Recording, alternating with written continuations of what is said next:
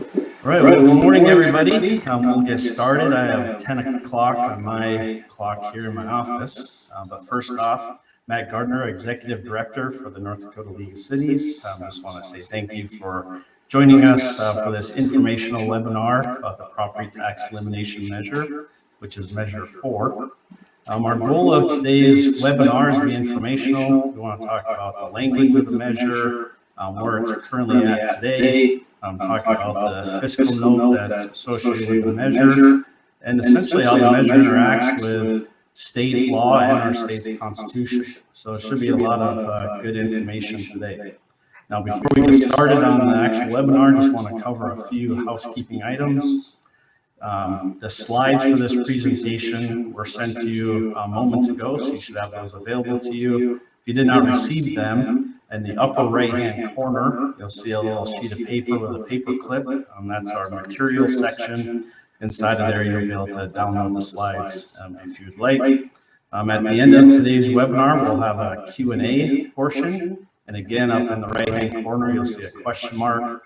That's where you can type in your questions. We'll get to those at the end. And don't wait to type those in. As we're going through information today, feel free to type them in, and we'll get to those at the end of today. So with that, we'll get started. And to kick us off, I'd like to introduce Stephanie Dassinger-Engebretson, which is our Deputy Director and Staff Attorney for the North Dakota League of Cities.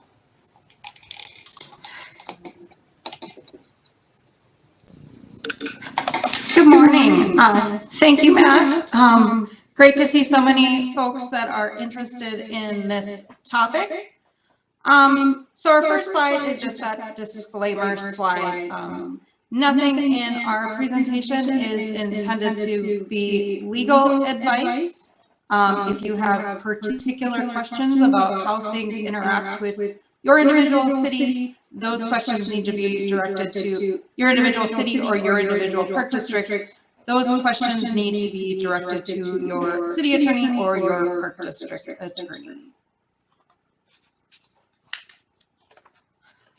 So since we're talking about the measure today, we did want to briefly cover North Dakota Corrupt Practices Act. This is a state law that provides that essentially city and park district property, so political subdivision property, cannot be used for a political purpose. It is a criminal statute, and willful violation of it is a Class A misdemeanor. So under North Dakota law, a Class A misdemeanor is prosecuted by the state's attorney in a criminal court. The maximum penalties for violation are 1 year of imprisonment and a fine of $3,000 or both.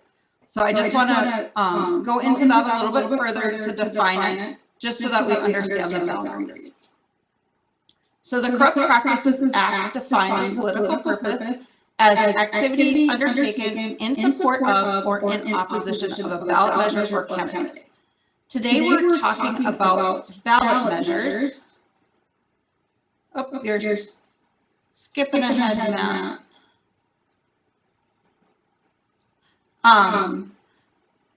Okay, so it's those vote no, vote yes, those types of activities with relation to either, in our case, we're talking about measures. It would also apply to those situations where you might be, someone might want to advocate for a particular candidate for office. So it prohibits the use of political subdivision property. Within there, it provides a list of examples. Under the law, we call this a non-exclusive list. So it's providing us examples of what could be political subdivision property.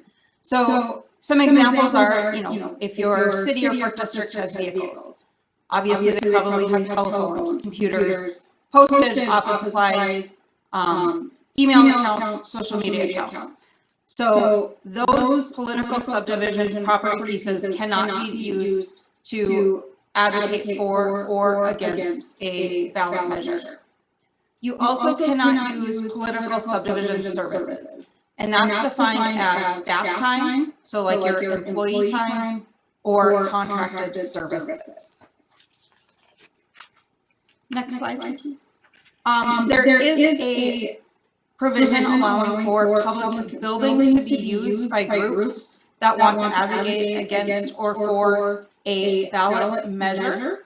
Those political buildings need to be available to either side under the same types of conditions, and then the same types of conditions as other entities.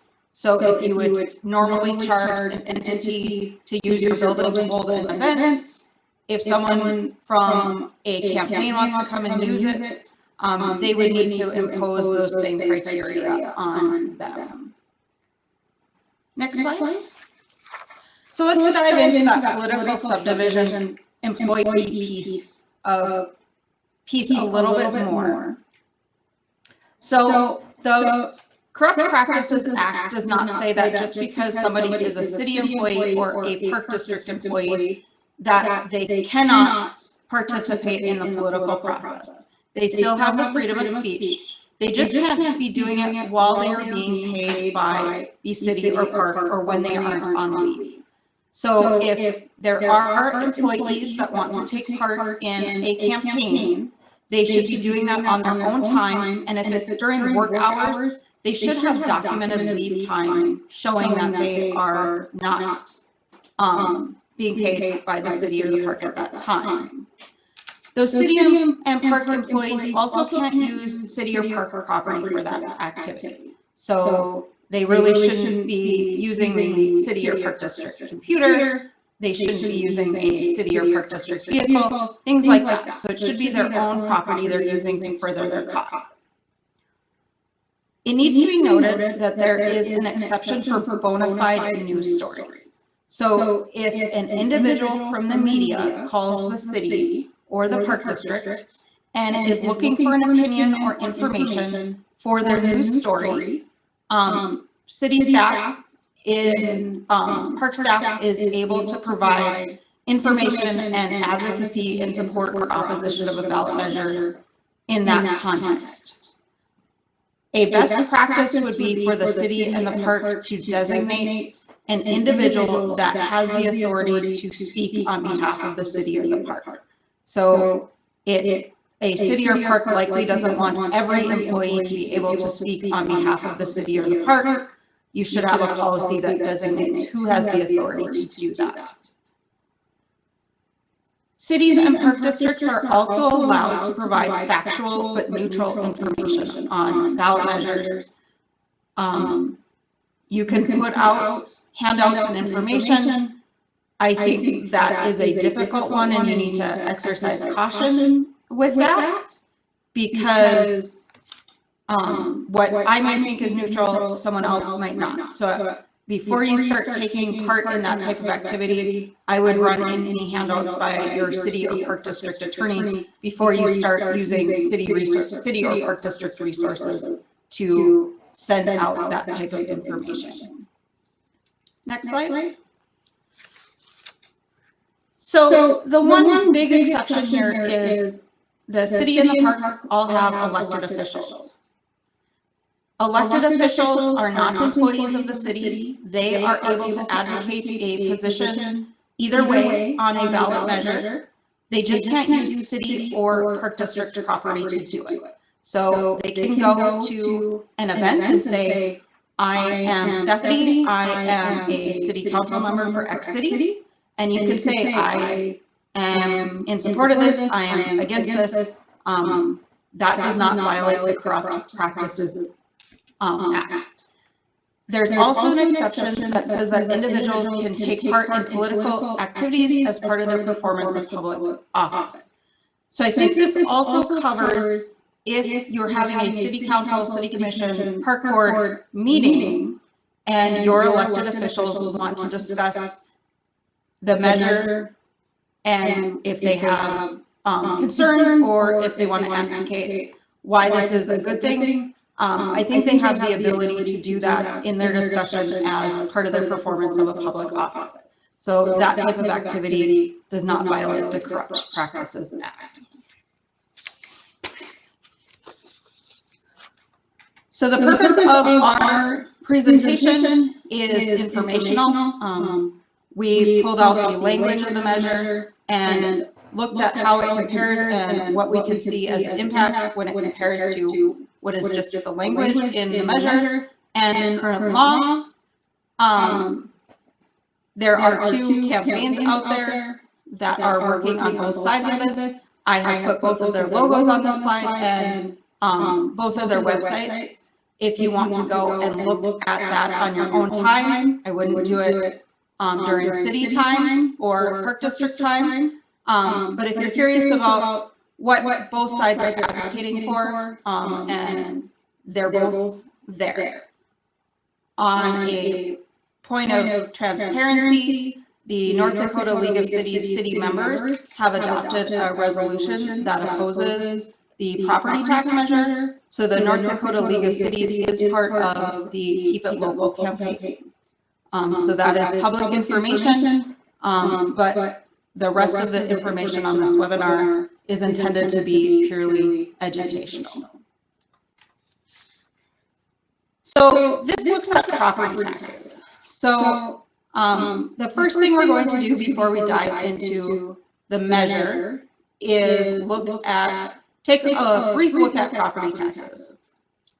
So I've listed all the political subdivisions with levy authority on this slide. There's one in orange, and that's the state of North Dakota. The state of North Dakota has the authority, $1 million for the medical school. So the rest of the property taxes that are levied go to fund these individual political subdivisions. Next slide. When you take just the ad valorem taxes, so these are taxes that are levied through property tax based on the value of property. North Dakota in 2023, there were $1,404,806,697 levied. That breaks down to the different political subdivisions as it is on that chart. So counties levied about 25% of those dollars. Townships were about 2%. Cities were about 17%. Park districts were about 7%. Schools were the largest percent at 46%. And then other and state, so that's that $1 million for the state medical school. And then also ambulance districts, fire districts, and garrison diversion fall in that 3%. So that's really the amount we're talking about when we talk about the amount of property tax levied. Next slide.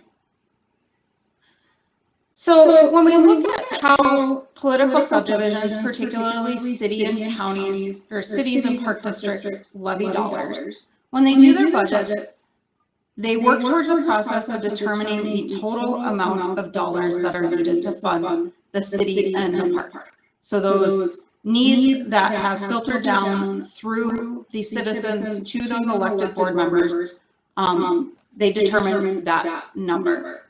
Once they determine that number, they subtract all non-property tax revenue from that.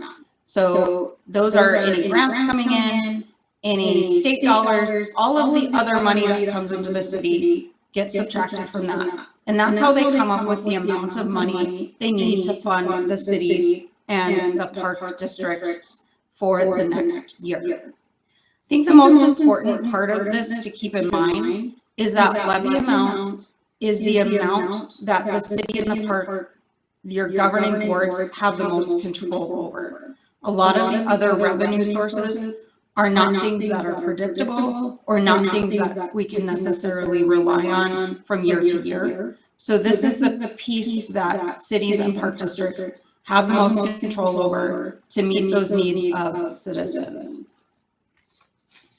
Next slide.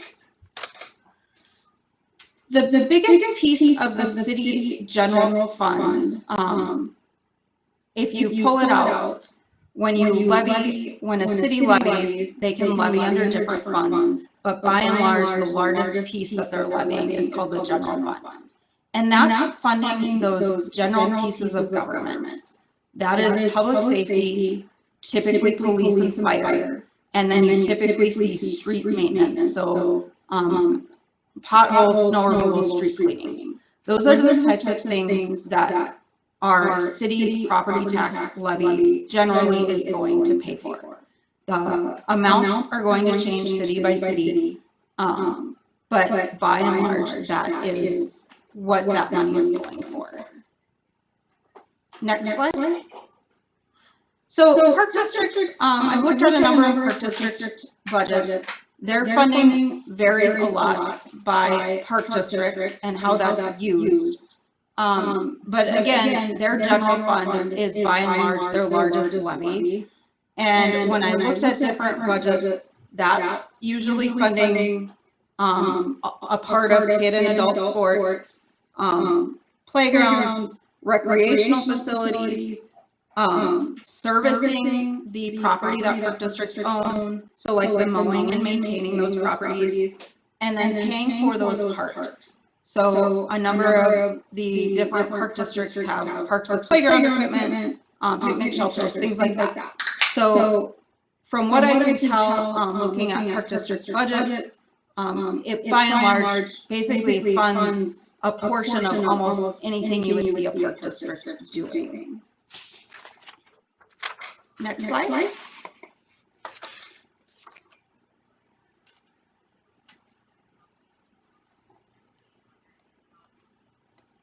All right, well, this brings me. Thank you, Stephanie, for running through that. So I'm going to be covering what we know about the measure today, some of its language, and we'll start working through that, the fiscal note that's accompanied with the measure. So just to let you know where measure 4 is at today, the measure will be on the ballot in November, and the election is on November 5th of this year. The process for getting on the ballot is the formation of a sponsoring committee to circulate petitions, gather enough signatures. The signatures required for this measure was a little less than 32,000. The proponents of the measure were able to gather the signatures, and it was approved by the Secretary of State. So we'll now be on the ballot November 5th. This measure is a constitutional measure. There are 2 types of initiated measures. One is constitutional, one is statutory. So this one changes the state's constitution. And there's only 2 ways to change the constitution of North Dakota. One is through a citizen-initiated measure, and the other is through the legislature. But both of them need to have been passed, go to the citizens for a vote, and passed by a simple majority. So a simple majority would be 50% plus 1 to approve a measure. If the measure is passed, the effective date is January 1 of 2025.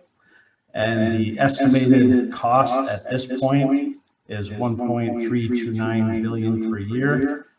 There has not been an official fiscal note issued by the Secretary of State's office. That is up to legislative management, I believe, to come up with what that number would be. So here's a breakdown of what the measure says. You know, it's really 5 pieces. So first off, it would no longer allow political subdivisions to raise revenue utilizing ad valorem tax. Ad valorem tax is essentially utilizes the assessed value of property, what we call property tax. There's no other, we'll get to this a little later, but essentially there's no other authority to levy a tax based on property. So essentially this would eliminate property tax as we know it today. The next part is the state of North Dakota shall provide replacement payments for what that revenue collected during 2024. So what your city levied in 2024 will be replaced by the state of North Dakota, and that is for perpetuity, you know, at least as long as the state's constitution has this language inside of it. The next piece is political subdivisions may no longer utilize general obligation bonds. General obligation bonds are those that utilize property tax to make that payment. And like I said, we'll break down these later on. The next one is the debt limit for political subdivisions changed from like 2.5%. Well, it changed to 2.5% of the full and true value from 5% on assessed value, which is basically no change because half of the assessed value is your full and true value. So there's really no change to the debt limit. And then the last piece is the effective date of the measure would be January 1 of 2025. And we had this slide up earlier. I just wanted to make sure that we put it up here again to understand this impacts all political subdivisions. And I just want you to know this list is not full. There's other political subdivisions that do not have direct levy authority that could be, that would be part of this measure as well. You know, I think of something like the airport, for example. So the first part of the measure, cannot levy based on their assessed value. So the current property tax system is an ad valorem tax. So it would no longer allow that current process. So an assessed value on your property, assessed mill levy, collected by the political subdivision, that process would no longer exist. It's written in the Constitution, so that would be removed by this measure. And in the current state of play, as Stephanie mentioned, we're running through how it interacts with current state law. So there is no other current system that would allow political subdivisions to assess a cost of government based on the property. The legislature may have that authority, but as the measure is currently written, if passed, that authority would not be available to us. And now the state shall provide those property tax replacement payments. So the state is required under the measure to provide those replacement payments based on 2024 property tax levy. So essentially what would be levied this year will be set in the Constitution for perpetuity. And I just want to touch base briefly on the Constitution of North Dakota. Usually when something is in the Constitution, it's for perpetuity. So in this case, the language really matters. So this payment is fixed at 2024 levels as a minimum. Measure 4 does not contain language on a method for issuing payments. The legislature would need to pass some type of implementing legislation to allow these payments to be issued. And at this point, it's relatively unclear when those payments will be issued. As stated earlier, the measure goes into effect January 1, 2025. And in general, political subdivisions normally receive the majority of the revenue February would receive the revenue in February under the current system. So it's just really clear whether the legislature will have payments out to political subdivisions by February, and then you have that revenue available to them. The measure does not detail the funding source. It's essentially left up to the legislature to decide the source of those payments. And the measure does not state if there's current revenue that is currently being received by state agencies that would count towards a replacement payment. So if you think of other sources of funding that you receive from the state, it's not clear whether that would count towards a replacement payment or not. So I wanted to take a moment and break down the state budget just to give a perspective on the fiscal measure. The fiscal measure is 1.329 billion per year. The state legislature operates on a 2-year basis biennium. So essentially we're talking $2.4 to $2.6 billion that the state of Dakota would need to appropriate to fund that measure. And I'm going to start to the left-hand side, essentially at the bottom of this slide. So the total appropriations for the state of Dakota during the 2023-2025 biennium was $19.6 billion. Of that, $6.22 billion is federal funds, $7.3 billion is special funds, and the general funds like $6.1 billion. Federal funds have a very specific purpose. They were granted to the state, and state agencies utilized them for a specific purpose. So they would not be available to help fund the measure. Special funds are things like tuition, or colleges, universities, things like fishing licenses or camping fees. When you register your vehicle at DOT, there are generally fees for service that the state agencies are charging. And so there's going to be very little of that revenue source available for the measure. So what that really means is the general fund of $6.1 billion paid for the measure, which is about 40% of the state's general fund. And so this is a list, and it's not all inclusive, but these are potential funding sources for these revenue replacement payments. These come from performance materials that have been put out. This is from legislators as well. So legacy fund earnings have been mentioned. Earnings as of now are spoken for. They currently cover things like NPERS, shoring up the state retirement system. They enacted a legacy earnings highway distribution fund. They go towards road projects and counties, cities, and the state.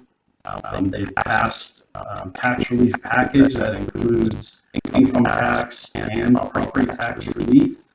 The property tax relief is called the primary residence tax credit, and they removed a new number of brackets within the tax code for income taxpayers.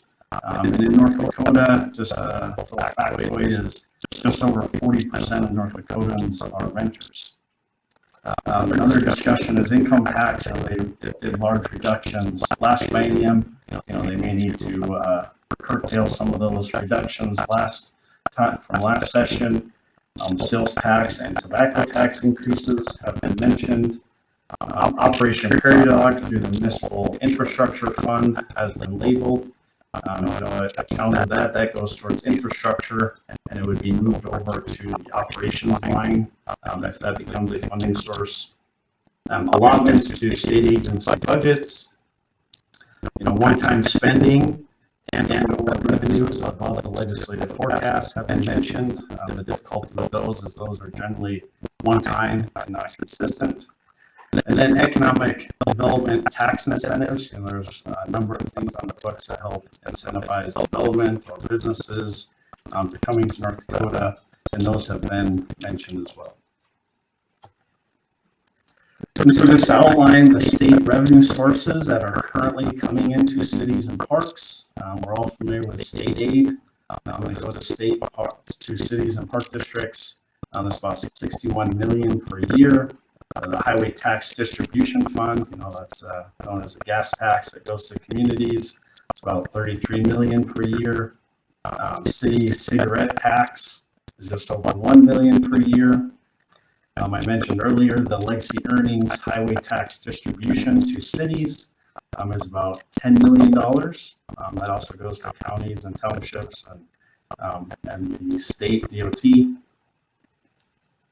The Municipal Infrastructure Fund, otherwise known as Operation Prairie Dog, that funding source is $115 million per biennium. And the reason why we bring this up is we're unsure if these revenues are already collected by by communities, park districts, political subs would be counted towards that payment that is required if this measure would pass. And then the other part is general obligation bonds to the measure. The cities and parks generally are not using general obligation bonds. Those are bonds that are utilizing property tax to make the payments, but they are highly used to build new schools. For decades in North Dakota, schools have been built using general obligation bonds. If you're going to use a general obligation bond, it's required to have a vote by the people in that community, that school district, and it has a higher threshold to pass than simple majority. It prohibits property tax as the guarantee for other bonds. So if you have a revenue bond, for example, and you utilize property tax as the backstop, we'll call it, that tool or that backstop will no longer be available. We have spoken with some bond professionals, and they estimate it will increase the rate of these bonds by 1 to 1.5%. If you have current bonds on the books today, if there's a school bond out there, or you have bonds that are backed with property taxes that backstop, those can run their general cycle. You just will no longer be able to issue new bonds. And then just, lastly, you can utilize other bonds like revenue bonds, special assessment bonds, as long as they don't utilize property tax as the backing. So there's still some tools available, just the backing will not be available. And the last thing I want to note is, I can't remember what session it was, but for building schools, revenue bonds utilizing sales tax to make the payment, those are disallowed per the legislature. So that will not be a tool available. So our next few slides talk about questions that may need some clarification. And I want to be clear about these. These are things that we have heard out and about. We just finished our regional listening sessions across the state. We heard from some of these. We've heard from other lawmakers or other individuals, citizens. These are also things that the city, Stephanie and I and others have identified. But this is not a complete list. These are just things that I think are questions that will be needing clarification. And Stephanie and I, we're going to tackle these together. So the first one is, how will cities and parks raise additional revenue to meet any additional expenses, to meet the demand of residents in future years? So this applies in a few different ways. One is inflation. There's going to be a general cost increase to operate the same amount of services year over year. The measure requires payment at 2024 levels. The value of that dollar today, won't be the same, 5, 10, 15 years from now.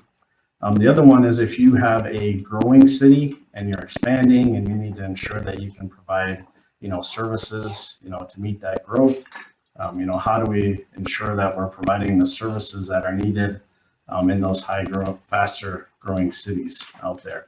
So that's just a question that we have. What happens if a city is in the middle of a special assessment project that is currently funded with a temporary bond? Some communities will utilize a temporary bond to ensure they have the capital to get a project completed. Once the project is completed and they're going to start special assessing developers and homeowners in that area, they will get a secure and more permanent.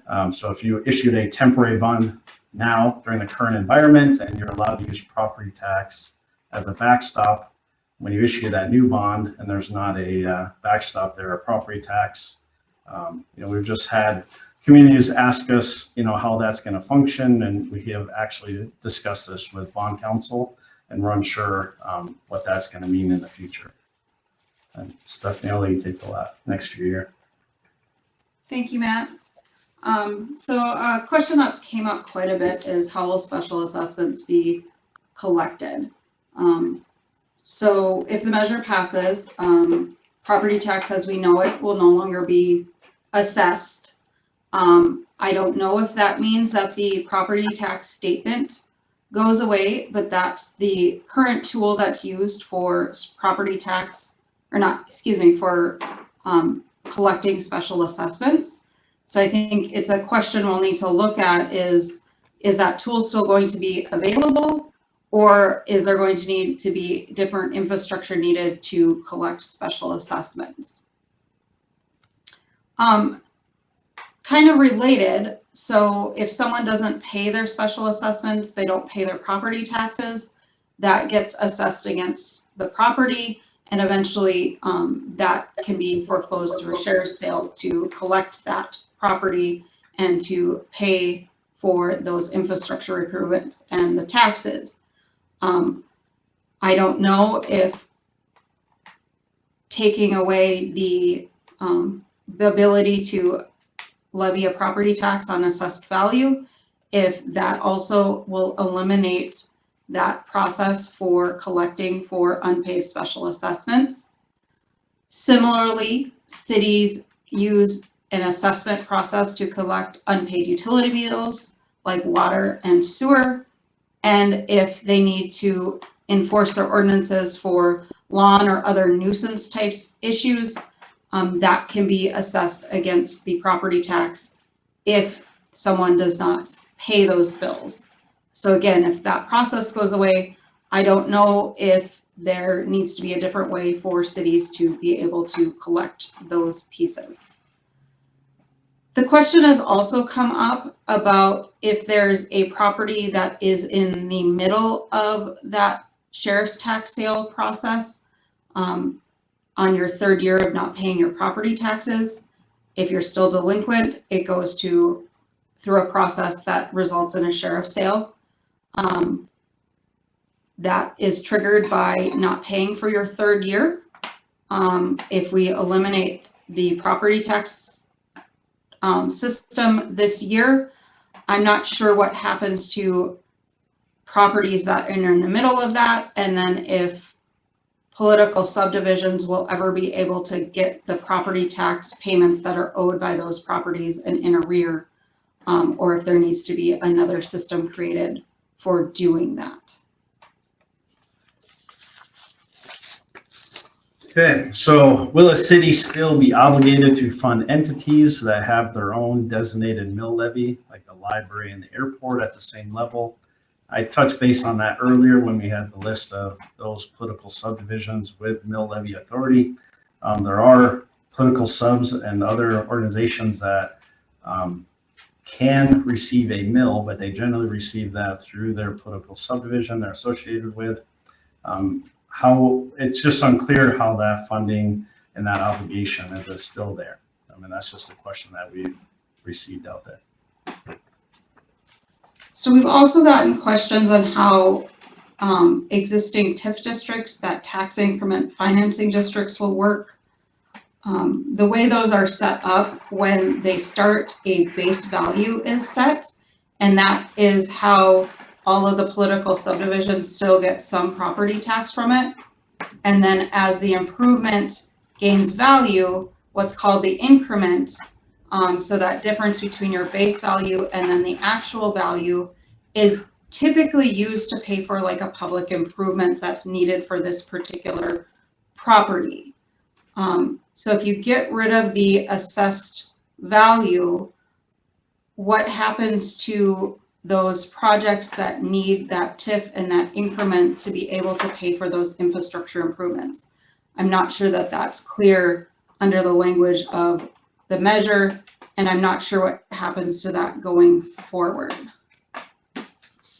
And in the same thought process, communities have implemented either state programs or their own programs that provide a property tax incentive. So if you have a property that you gave an incentive to a few years ago, and they had 3 more years left for that property tax incentive, I mean, my feeling is that it's probably not going to be included in that replacement payment because it's not, it's not counted in that 2024 levy. Although when the community was making that decision on that, the hope is that, and after it runs its course of that program, it would go on the tax rolls. So we've been getting a lot of questions on that. And economic development, just in general, if the property tax incentives go away, what are those tools that communities can utilize to attract business or individuals? And then, we talked earlier about, debt limits, but how will cities and park districts determine what their debt limit is? If there's not that process in place to assess property values, and we remove the ad valorem property tax process, how will cities meet the law currently on the books, if that system no longer exists?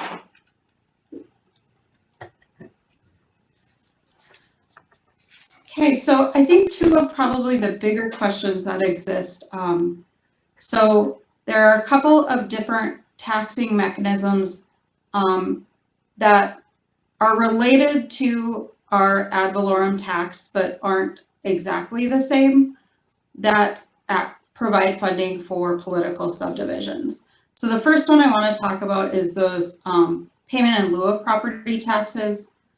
That is the main one we think of is the gross production tax, the GPT, and the coal conversion tax. But there's other entities that also pay in lieu of. So those, instead of relying on the value of the property that these individual companies own, it's more of like a sales tax. So there is a formula that drives how much tax that these entities owe. So I think there's a legal question of whether we can continue to require those companies to pay when what they're paying is in lieu of a property tax and no one is paying a property tax. I think that's a legal question, and I don't know what the answer to that is. There's also kind of the legislative public policy piece of would the legislature, could the legislature change the language so that instead of calling it a payment in lieu of property tax, it would be something else. So I think there's big questions on whether that revenue is still going to be available to cities in their budgets. It also intersects with another provision in the Constitution that's at that bottom. Article 10, Section 5 of the Constitution says that taxes shall be uniformed upon the same class of property. So if other businesses are not paying a property tax, can we continue to assess a property tax or some type of tax that is intended to be payment of government against these companies? Again, I don't know the answer to these, but I think we need to think about it and what that impact could be if the answer to that is no. Similarly, centrally assessed properties. So railroads, public electric utilities, airlines, and oil and gas pipelines, they are not assessed through our local assessing process, but they are assessed at the state level. So they set a value, and then the state certifies a value to your county auditors, and then the county auditors spread your mill levy against it. And that's how those taxes are collected. So I think there's questions about whether those would continue to pay, whether that amount is included in the property tax replacement payment. I don't think it's clear how all of that works. I think it need legislative clarification and potentially litigation, because I think this essentially assessed also interacts with Article 10, Section 5 of the Constitution and what it means for uniform taxes upon the same class of property. So I just want to flag that for you, that is something that will have to be figured out, and cities and mainly cities on this one need to keep that in mind as they're looking forward on this. Next slide. So in our travels, we were asked by a number of city officials what is within the tool chest that cities and park districts currently have to raise revenue to meet the needs of their budgets. I will not say that this is a exclusive list. There might be things we haven't thought of, but this is kind of the things we've come up with as a staff and things that others have brought to our attention that could be tools that a city and a park district could use. So cities under current law are allowed to transfer 20% of the revenue per year from a utility fund, so water, sewer, trash, into the general fund to fund general government. So that whole utility fund is not the measure, it's just the revenue that's collected for the year. So a tool that cities could use is adjusting those utility rates to be able to transfer more into the general fund to fund general government. Cities could also look at increasing or implementing a city sales tax through their home rule charter. If a city doesn't have a home rule charter, you do need a home rule charter to be able to do a city sales tax. So that would be something that cities could look at, and parks could request part of that city sales tax or an increase in sales tax be used for parks as well. That's going to be within the discretion of the city on whether that question goes to the voters. But that is an option that is available. Cities and park districts are both able to use that special assessment process. You can look at using more special assessment districts to fund the projects. You could also look at reducing the amount of buy down for special assessments. A number of cities have money in their budgets that are used to buy down the cost of special assessments. So the amount assessed against a project assessed against a property isn't as high. So those things can all be adjusted to make it work so that you're able to fund government. For park districts in particular, you could look at increasing user fees for facilities or activities. Cities could also look at adding or increasing franchise fees for cable, phone, and electricity. The law allows cities to have a franchise fee. It goes for cable, phone, and electricity for their right to be in your right-of-way. I will note that if you are adding those, there are some limits and it gets kind of complicated. So you'll have to take a closer look at that. The other piece of that is you aren't necessarily charging the cable company, the phone company, or the electric company. How they will pay for those is it goes on their bill as an assessment against the user. So it would be a pass-through fee that the residents of the community would pay in order to collect those franchise fees. And then also it's always an option to reduce and cut services, to look at reducing budgets. So that is also a budget tool that cities and park districts have available to them right now under current law to be able to try to meet the needs of a budget. And Stephanie, I just want to be clear, we're not advocating for any of these, but these are just the ways we've identified in current law that would possibly be ways to find that additional revenue needed for either inflation or added growth. So just want to be clear. Yes, thank you, Matt. So I just wanted to highlight this. One of the things that has come up in a number of discussions was that cities could just add a fee to a utility bill in order to fund government. So I want to be clear, the current law does not give cities the ability to just create a new fee or a tax and collect it on a utility bill. That is not an option that cities currently have. Under home rule, cities have the ability potentially to create a fee. So this gets kind of complicated. So whether something is a fee or named a fee is not definitive about whether it is a fee. So cities cannot create a new tax. And tax is something that funds general government and is no way dependent upon the will or consent of the person taxed. So an example of this would be a $25 fee added to a utility bill to fund public safety. That, even though we call it a fee, is a tax, and cities do not have the ability to do that. That was removed by the legislature in 2019. Home rule cities have the ability to create a fee. So those are things that are based on like usage. I have a difficult time coming up with what that might look like.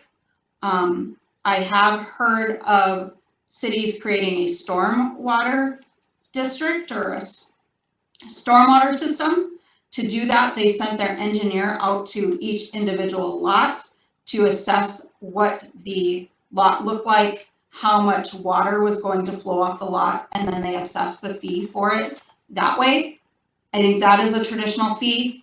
The other one, to be clear, I'm not advocating for this, but this would be an example, would be like a police fee, where if police needed to respond to your place of business or residence, you would get a bill for that. That would be a classic example of a fee. And again, I'm not advocating that that's something that home rule cities should do. I'm just trying to give you examples of what that looks like.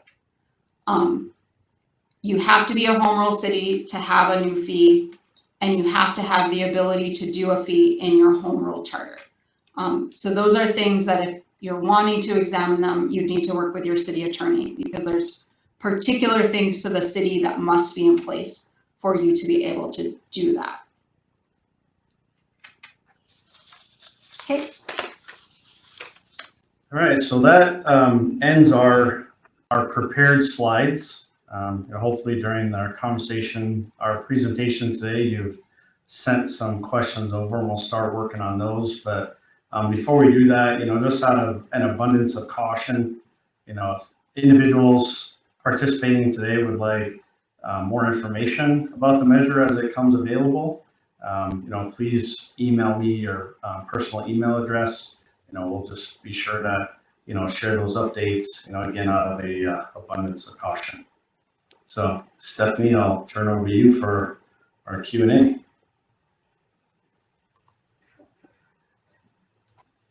Thank you, Matt.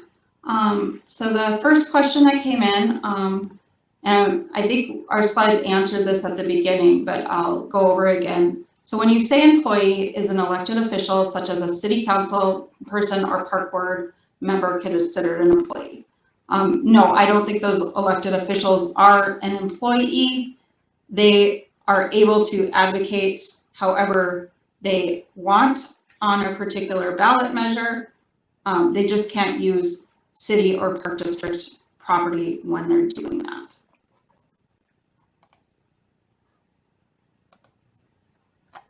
Okay, so we're working on an appropriation bond issue for this fall. Our municipal advisor indicated that the municipal bond market doesn't know what to think of North Dakota with this measure.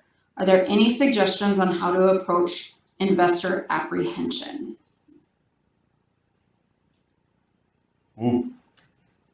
My first answer is I'm unsure. We have met with bond counsel. They are trying to work through this too, but for transparency, they need to include what's happening here in North Dakota with this measure. Even now that it's not passed, they're having to include that language. It will be interesting to see how bond buyers and investors react to this. So without knowing exactly what's going to go on, we do understand that challenge and that issue is out there. I don't think I have a better answer than that either. Thanks, Matt. Does the formula for property tax include those taxes that are in lieu of tax? So like gross production tax. I don't think that property tax replacement payment, since the payment in lieu of taxes are not based on the assessed value of that property, I don't think under the plain language of the measure that the payments in lieu of are included in that property tax replacement payment.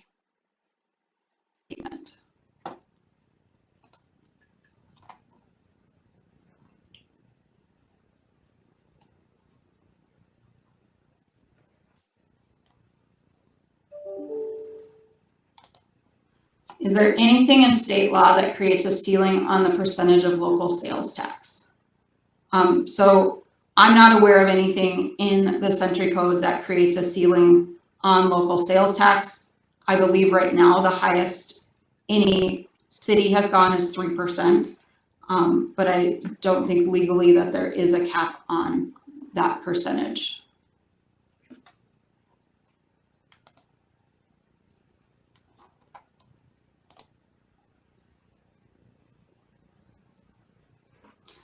Regarding the 2024 budgets for 2025, isn't that budget to begin in the 2026 budget? That gives over a year for the North Dakota legislature to come up with a plan.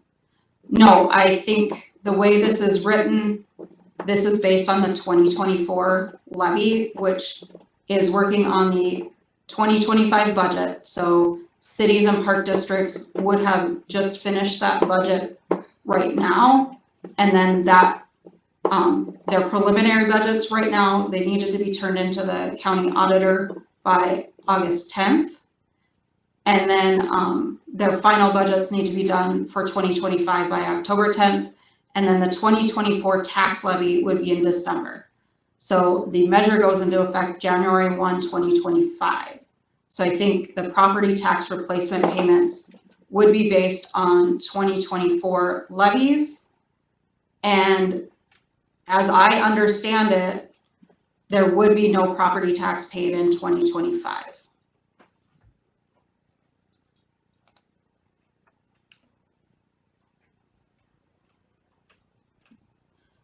So could a city assess a tax on property based on square footage?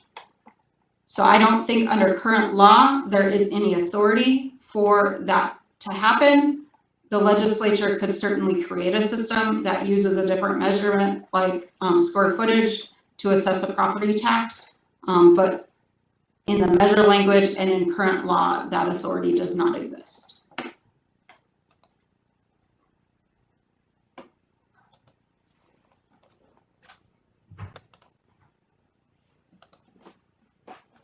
Have state aid distributions been identified as a funding source for revenue replacement?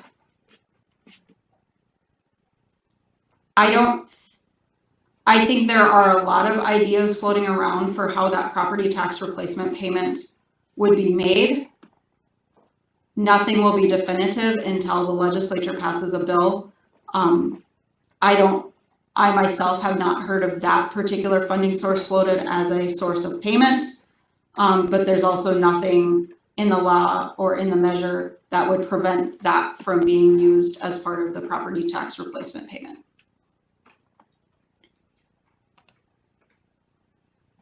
And Stephanie, just interject a little, and that alludes to one of our questions about if communities are currently receiving state aid, if they utilize as a tool for the replacement payment. Are they going to exclude what they currently receive, or will it just be lumped together?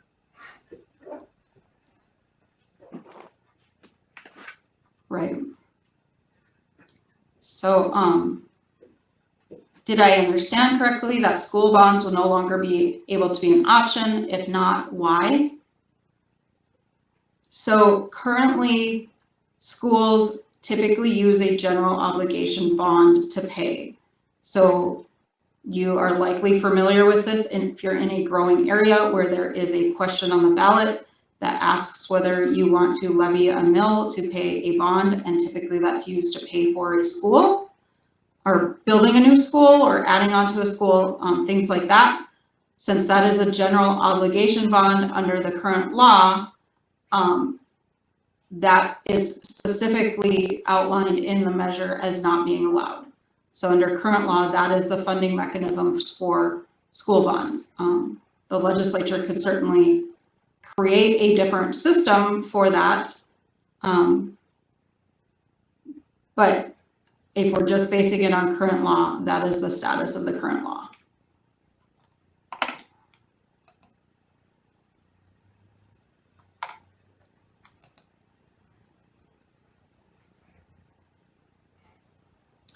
So city and park districts budget tools under current law, you state that the use of special assessments could be used to fund more projects.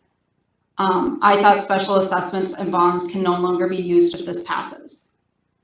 Special assessments can still be used. The measure does not get rid of that section of law, and special assessment bonds can still be used. The measure does not get rid of that portion of the law. What it does do is that it is pretty common for when cities do a special assessment bond, you have to identify a source that is going to pay for that debt. So the first source of payment is those special assessment payments that come in from property owners to pay for that improvement.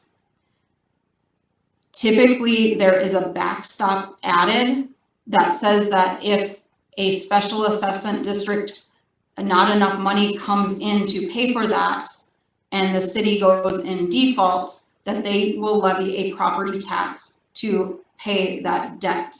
What that does is makes it so that that debt is very secure, and the owners of that debt know that they're going to be paid.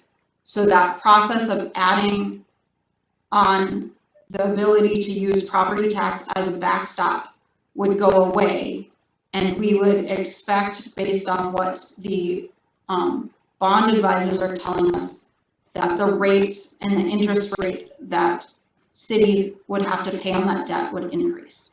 So special assessments can still be used, special assessment bonds can be used. It just likely impacts the rates on that debt for cities.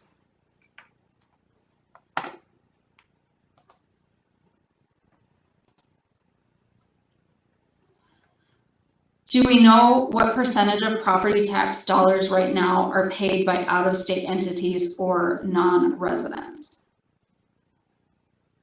I don't have that number. Oh, I did not know.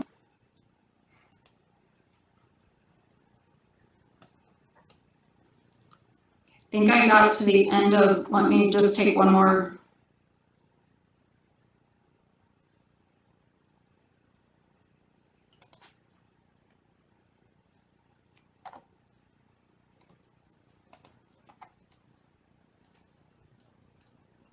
So I've gotten to the end of the questions that have been submitted. There were a couple that were asking questions about more campaign activity. And the purpose of this is educational. So I apologize, but I purposely skipped your questions. Again, if that's something you're interested in, that needs to be done on your personal devices, personal email addresses.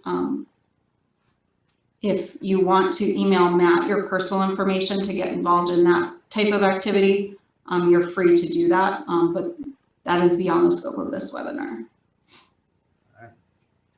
Well, Stephanie and those on the line today, thank you for taking the time to listen in. We've here at the League of Cities, we've done a lot of work and research, to help understand the measure, and I hope you found this webinar helpful. If it's related to the webinar, please reach out, or related to the information on the webinar, please reach out. We'll try to answer your questions. If it's campaign related, we need to stay away from that. But thanks for attending. Thank you, Stephanie and Jennifer and Chris behind the scenes helping out today. It definitely takes a team effort to pull these on. So have a good rest of your day.